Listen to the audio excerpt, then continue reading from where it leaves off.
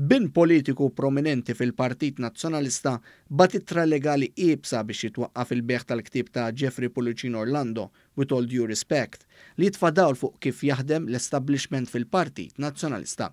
F'artiklu li kiteb fuq il-Malta Today, il-ġurnalista esperjenza Xavier Balzan zvela kif dan it-tifel ta' politiku fil-Partit Nazzjonalista kiteb li l-ktieb għandu jinħareġ mis-suq għaliex skont fil-ktieb intużaw karikaturi li l-kumpanija tal-istampar ta' Balzan m'għandix drittijiet fuqhom. Madankollu Balzan kiteb li dan mhux minnu.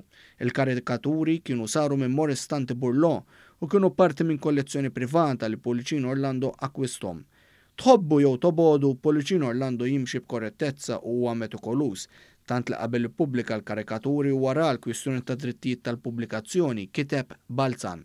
Balzan żied jgħid li jista' jkun il-familja Tanti Burlo ma kienx taf li Policino Orlando xtara dawn il-karikaturi jew l-avukat naqas milli japprezza l-fatt li dawn il-karikaturi jispjegaw il-kontroversi politiċi li fuqhom kiteb Policino Orlando fl-aħħar snin tal-gvern ta' Gonzi.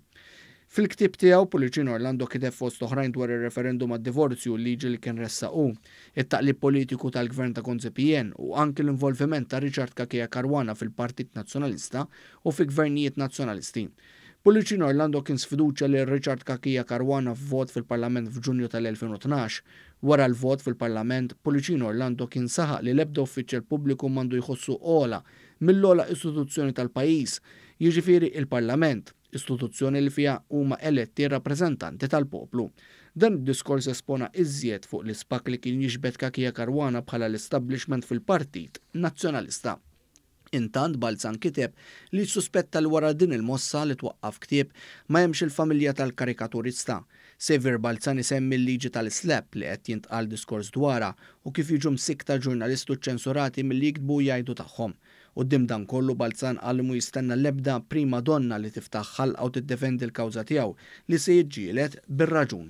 Huwa staqsa li mat-tip ta' libertà tal-espressjoni uħud iħadnu li flok jistaqsu fuq kwistjoni ta' drittijiet minflok imorru għal talba estrema dik li ġi ċensurat il-ktieb u li kwalunkwe bejjeħ tal-kotba ineħħi l-ktieb. Lil din l-azzjoni sejħela skuża banali u qarrieqa li probabbli setajn biex il-ktieb fuq l-intriċċi fil-Partit Nazzjonalista iżid fil-popolarità tiegħu.